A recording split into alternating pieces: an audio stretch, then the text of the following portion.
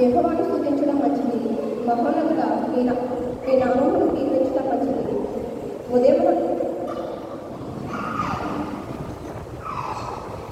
నీ కృపను ప్రతి రాష్ట్రం విశ్వాస సత్యములను పదంతులుగా సర్వమంగళంతోనూ గంభీర గల అధికారంతోనూ ప్రచురించడం మంచిది. ఎందుకనగా యెహోవా నీ కార్యం చేతనని నీవు నన్ను సంతోషపరుచున్నావు.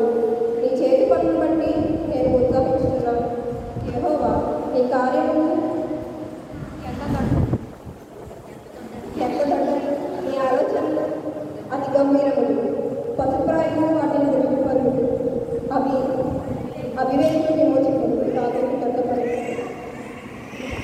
దేవుని పరిశుద్ధ నామానికి మహిమ కలుగుగాక.